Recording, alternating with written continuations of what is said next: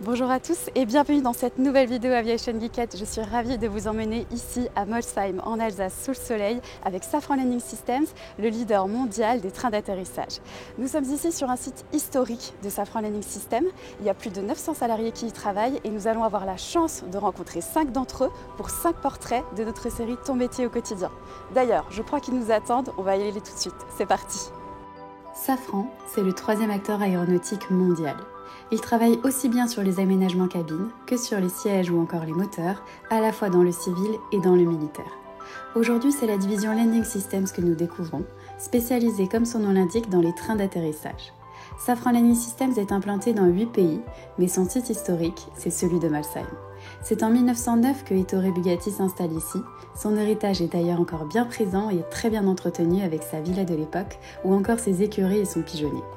Après de nombreuses années à fabriquer des voitures de légende, en 1957, la société se reconvertit dans la fabrication de moteurs ou encore de pales d'hélicoptères. Au fil des années et de l'essor de l'aéronautique, la société devient filiale de Snecma, puis se renomme Messier Bugatti et enfin en 2016 adopte sa nouvelle raison sociale valable encore aujourd'hui, Safran Landing Systems. Le site de Molsheim compte 3 des 4 divisions qui composent SLS, à savoir les divisions roues et freins, systèmes et équipements et MRO. Dans cette vidéo, nous allons nous intéresser à la division système et équipement et nous allons pour cela rencontrer Tanguy, puis Sarah. C'est parti! Tanguy, je suis ravie de te rencontrer. Merci Également. beaucoup pour ta disponibilité. Alors Tanguy, est-ce que tu peux nous dire quel est l'intitulé de ton métier? Alors moi je suis ingénieur amélioration produit. Dit comme ça ne veut pas dire grand chose, mais en fait je dépends du bureau d'études et je suis rattaché sur le site de production. Donc comme ça me permet de faire le lien entre le bureau d'études qui est à Vélizy et la prod qui est sur le site de Molsheim. D'accord. Et donc la production elle se déroule ici, dans ce bâtiment? Oui, donc ici on fait essentiellement de l'usinage, montage et essai, en fait toute la gamme qu'on peut faire en interne. La gamme de produits justement réalisée par Système et Équipement comprend une multitude de pièces qui vont servir par exemple à rentrer et sortir le train d'atterrissage ou encore à freiner. Tanguy va nous montrer quelques exemples avant de nous faire une visite du bâtiment pour mieux comprendre. Autour du train d'atterrissage, on a ce qu'on appelle des boîtiers. Alors, le boîtier, c'est, on le voit bien ici sur le crochet, c'est ce qui retient le train. Okay. Donc c'est des grosses pièces qui permettent de récupérer toutes les charges et de déverrouiller le train quand on a besoin de le déployer, et même chose de le verrouiller en position rentrée pour le vol. Et ces pièces sont produites dans des machines appelées des centres d'usinage. On a 2 grands centres d'usinage à commande numérique. On travaille essentiellement l'alu, le titane et l'acier à haute résistance. Ce sont des machines qui ont leur propre magasin d'outils. Donc les machines, c'est des petits robots qui vont venir chercher les outils, prendre les pièces et faire l'usinage. On a 4 grands centres d'usinage comme ça. On en a encore 2 autres dans le bâtiment. On en a 2 autres dans d'autres bâtiments. Alors c'est très intéressant, tu me disais qu'au bruit des machines qu'on entend, Ah oui, ouais. Tu arrives à savoir exactement ce qui est en train de se passer à l'intérieur. Alors des fois, on va entendre des bruits très aigus. Ça va être quand les plaquettes viennent usiner la matière, créer du copeau, un peu comme une scie circulaire à la maison qui coupe du bois. Et puis on va entendre aussi beaucoup de bruits mécaniques parce que tout est robotisé. En fait, les opérateurs interviennent assez peu sur la machine pour un fonctionnement normal. Et donc on va entendre de l'air, donc du pneumatique, et puis des déplacements de chariots qui viennent chercher les outils, chercher les pièces, les mettre en face, faire l'usinage et sortir les pièces sur des petites palettes pour les décharger. Et du coup, Tanguy, combien de temps ça prend de fabriquer une pièce dans cette machine? Ça dépend des références. On a des références très complexes qui vont prendre plusieurs dizaines d'heures, 30-40 heures d'usinage, juste de l'usinage. Okay. On part d'un brut, donc une pièce brute qui est déjà préformée, et on va faire tous nos trous, tous nos passages de fraises pour avoir la pièce finie. Par contre, des pièces plus petites comme des carters, ça va être quelques heures, peut-être aller 8 heures d'usinage. Okay. Du coup, en une journée, vous pouvez fabriquer plusieurs pièces par oui. machine. Hein, et les machines tournent 24 heures sur 24. Une fois usinées, les pièces vont passer par un traitement de surface pour modifier leur aspect ou les renforcer avant d'être vérifiées et testées. Contrôle tridimensionnel. On a 2 machines qui vont venir palper les pièces, c'est-à-dire les toucher très légèrement pour voir à quelle position dans l'espace est le point palpé. Ça permet de vérifier qu'on est conforme aux codes qui sont au plan. Avant de continuer la gamme, c'est-à-dire traitement de surface, montage, puis essai et enfin livraison à l'avionneur. Et en parlant de phase de test, alors on est à l'entrée des bancs d'essai hydrauliques. Okay. L'ensemble des équipements qu'on a vu se faire usiner, monter, vont être essayés ici. On va vérifier les performances de l'équipement, de manière à s'assurer qu'une fois intégré sur l'avion, tout se passe bien, que le système commande l'ouverture du train, que le train il sorte normalement et que tout se passe bien. Maintenant que nous en savons plus, revenons au parcours de Tanguy. Ça fait combien de temps du coup que tu es à ce poste? J'y suis depuis novembre 2021, donc ça va faire 2 ans et demi. Ok. Et je suis arrivé là après avoir passé une douzaine d'années en Ile-de-France, à Villaroche, dans notre société du groupe, chez Safran Aircraft Engines. Ça fait combien de temps au total que tu travailles chez Safran du coup? Ça fait 14 ans, ça ne me rajeunit pas, mais ouais, ça fait 14 ans. 14 ans, ok. Depuis mon stage de fin d'études jusqu'à aujourd'hui. Donc un pur produit Safran. Ouais, c'est ça. Trop bien. Mais si tu es resté, c'est que j'en conclus que ça te plaît et que tu es heureux ici. Et oui, et en plus on trouve des opportunités pour faire des parcours entre plusieurs sociétés, finalement voir un peu tout l'avion. Est-ce que tu as une passion pour l'avion à la base? Ouais, un peu quand même. Okay. Ouais, ça doit remonter au lycée. J'avais fait un brevet d'initiation à l'aéronautique, un BIA. Je crois que ça a un peu commencé par ça. Faire des petits vols en Robin DR400 à Quimper en Bretagne. Okay. Et ouais, ça a commencé par ça. Et puis un jour, quand j'ai commencé mes études, je me suis pas dit je vais faire de l'aéronautique obligatoirement. Et j'ai fait un stage, j'ai eu la chance de faire un stage en Australie et j'ai passé quelques heures à côté d'un moteur. Et en rentrant, je me suis dit mais qui fait ça en fait? Qui fait les moteurs? Et c'est là que j'ai découvert la SNECMA, enfin c'était SNECMA à l'époque encore. Ouais. Et j'ai postulé pour un stage d'ingénieur thermicien à l'époque. Et puis je suis rentré chez Safran et j'y suis resté. J'y suis toujours en tout cas. Excellent. Et en termes d'études, qu'est-ce que tu as fait comme diplôme? Alors j'ai fait un baccalauréat scientifique sciences de l'ingénieur, une classe préparatoire et une école d'ingénieur. Et je me suis spécialisé en thermique et en mécanique des fluides. D'ailleurs, j'ai commencé par des moteurs où il faisait très chaud dans le moteur, à m'occuper de ça, et maintenant je fais de l'hydraulique. Donc c'est aussi de la mécanique des fluides. Plutôt la partie fluide que solide, mais il y a un petit peu de mécanique aussi quand même. Ok, super. Alors si je devais te demander quelles étaient les qualités qui sont nécessaires pour faire ton métier aujourd'hui? Consommer beaucoup de caféine, mais ça c'est parce que je suis drogué à la caféine. Sur le métier d'aujourd'hui, finalement, vu que je fais le lien entre le bureau d'études et l'usine, il y a une part de communication. Alors il faut pouvoir communiquer d'un point de vue technique avec des personnes qui n'ont pas le même background, ils n'ont pas la même expérience. Et c'est, je pense, la première qualité, c'est pas celle que je pensais en prenant le poste. Moi, je me disais, je vais faire de la technique pure et dure, le plan, etc.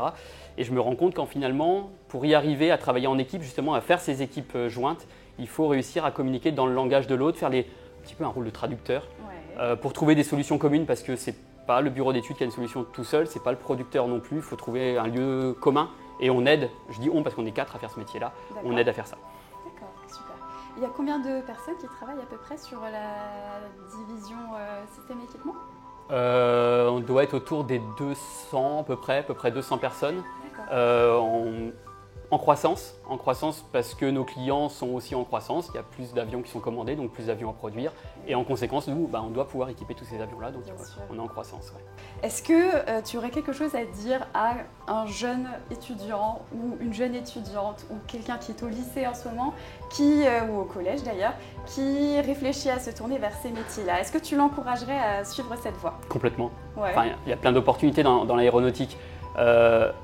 On s'occupe des produits parfois qui ont été conçus il y a 30, 40, 50 ans, à la planche à dessin. Hein. L'autre intérêt, que je y vois en tout cas, c'est de pouvoir améliorer sur plusieurs plans l'aviation. Il y a la consommation, alors on ne fait pas les moteurs ici, c'est eux qui consomment le plus de kérosène, mais si nos équipements sont plus légers, il y a besoin de moins de puissance pour mettre un avion en l'air. Il y a aussi faire en sorte que la sécurité des vols elle ne fasse que s'améliorer. C'est un champ des possibles qui est hyper vaste. On peut aller des zones de production, les bureaux d'études, la gestion aussi. Il y a plein de métiers, je pense à la supply chain notamment, qui gravitent autour de ça et on doit aussi pouvoir accueillir tout le monde qui veut contribuer à faire voler des avions. Parce que finalement, c'est un peu ce qu'on fait ici, ça ne se voit pas. Sur nos produits, on ne voit pas que c'est dans un avion. Mais s'il n'y a pas ça, l'avion ne vole pas. Je pense que vous avez retenu le message, que vous avez compris le message de Tanguy. N'hésitez pas. Et puis moi je te remercie énormément Tanguy pour ton temps. Ça a été très très intéressant. Je pense que tout le monde aura appris beaucoup de choses. Et je te souhaite une très belle continuation de carrière chez Safran. Merci beaucoup. Merci. Allez, cap maintenant sur un nouveau métier au sein de SE. Allons retrouver Sarah. Bonjour Sarah. Bonjour. Bon, je suis ravie de te rencontrer. Merci beaucoup pour ta disponibilité. Tu pourrais déjà me dire quel est l'intitulé de ton poste? Alors mon poste c'est Programme Production Manager. Et alors du coup, en quoi ça consiste justement la supply chain pour Safran Landing Systems? Donc la supply chain, en fait, c'est en anglais la chaîne d'approvisionnement des composants et des produits pour produire nos équipements. Okay. Et donc ça démarre aux achats. Et ça se poursuit, donc toute la chaîne, donc l'approvisionnement, la relation aussi avec les fournisseurs, ensuite la logistique, jusqu'à l'expédition et jusqu'au transport. D'accord. Et donc toi, ton rôle, c'est de superviser un petit peu tout ça? Oui, tout à fait. D'accord. Vous êtes combien du coup dans ton service à faire ce métier? On est une équipe qui a beaucoup grandi, donc on est passé de 4 personnes à 8 personnes. D'accord. Le métier de Sarah est ainsi essentiellement un métier de bureau, en contact avec de multiples équipes et clients. En termes d'études, Sarah a effectué un master en Supply Chain Management en école de commerce. Alors ça fait combien de temps que tu fais ce métier? Ça va faire 1 an que je fais ce métier. D'accord. Est-ce qu'il te plaît? Oui, il me plaît beaucoup. Super. Avant, tu étais déjà chez Safran Landing System, il me semble. Oui, c'est ça. Ok, et du coup, tu as changé de division entre-temps? Oui, en fait, avant, j'étais rattachée à la logistique du site entier de SLS. Donc, je travaillais plus au niveau du pilotage du prestataire logistique qui est implanté sur le site. Et du coup, quelle est la différence entre ton métier d'avant et ton métier d'aujourd'hui, principalement? Donc, avant, on traitait beaucoup des flux de colis. Aujourd'hui, on traite beaucoup avec les pièces et les problématiques liées aux pièces. On est en relation avec différents métiers, donc, que ce soit au sein de la supply chain, mais aussi des métiers du type engineering, qualité, les achats, les personnes qui sont en charge de la relation avec les fournisseurs. C'est vraiment ultra varié et donc c'est plus proche des problématiques qu'on peut avoir sur nos pièces qu'on produit chez SO. Ok. Du coup, quelque part, ton métier, c'est un travail d'équipe, avec tout à fait. Plein d'équipes finalement avec qui tu es amené à échanger. C'est un gros travail de coordination. Et aussi, on est en relation, nous, les productions programme managers, avec le client directement, donc pour traiter aussi bien du futur, donc des plans qu'on peut avoir d'amélioration, mais aussi les plans de rattrapage qu'on peut avoir avec eux pour justement ajuster, être au plus proche de leurs besoins. Et donc, on est vraiment les points focaux en termes industriels auprès des clients. Ok. Et quand tu dis clients, ce sont les avionneurs du coup, je suppose? Oui, c'est ça. Nos clients sont des avionneurs. D'accord. Alors, si je te demandais quelles sont les qualités qu'il faut avoir pour faire ton métier? Je pense qu'il faut arriver à être patient et avoir un réel attrait pour le travail en équipe et pour la coordination. Et donc, il faut vraiment communiquer, ça c'est la clé, je pense, dans ce métier-là, et faire en sorte que l'information parvienne au bon endroit. Alors moi, j'ai l'impression de sentir de ton métier qu'il y a une gestion des délais, forcément. Oui. Est-ce que c'est générateur de stress ou est-ce que c'est quelque chose qui se gère, effectivement? Alors, c'est ce sur quoi il faut qu'on travaille en tant que programme production manager, et sur l'amélioration des délais, sans le prendre en stress personnel. Ok. Aujourd'hui, alors parmi les personnes qui vont regarder cette vidéo, il y aura probablement des jeunes qui sont peut-être au collège, au lycée. Est-ce que tu les encouragerais à poursuivre dans cette voie? Alors, poursuivre en supply chain, oui, tout à fait, parce que la supply chain, c'est un univers ultra varié. On peut aller dans vraiment des voies très très variées. J'en suis la preuve puisque je suis partie de la logistique et des transports et là je suis arrivée beaucoup plus dans l'aspect industriel de la supply chain. Et donc c'est riche, ça permet d'être en contact avec quasiment tous les métiers d'une entreprise. On participe activement à l'amélioration des processus en les challengeant et en encourageant tous les maillons de la chaîne, de la supply chain, à s'améliorer et à se structurer pour créer des processus durables et solides. Alors, est-ce que tu es passionnée d'aviation, Sarah, ou est-ce que c'est quelque chose qui est arrivé en cours de route? Alors, en fait, c'est une opportunité qui s'est présentée sur mon parcours professionnel. D'accord. Et donc, au fur et à mesure, plus je découvre cet univers aéronautique, parce que c'est vrai que c'est un univers bien particulier, avec des problématiques et des contraintes spécifiques. Plus je me découvre une passion, c'est vraiment ultra passionnant. Écoute, je te souhaite, Sarah, une très belle continuité de parcours chez Safran Landing System. Beaucoup de réussite pour la suite. Merci. Et merci encore pour ton temps et ta disponibilité. Merci à toi. Et voilà, c'est la fin des portraits de la division Système et Équipement, mais les autres portraits arrivent très vite. Et sachez qu'il y a encore une 60aine de postes à pourvoir ici sur le site de Molsheim pour Safran Landing Systems. Donc n'hésitez pas à postuler, toutes les offres sont à retrouver en ligne sur le site safran-group.com.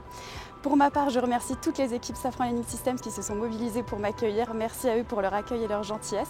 Je vous dis à très bientôt pour une prochaine vidéo Aviation Geekette. Salut!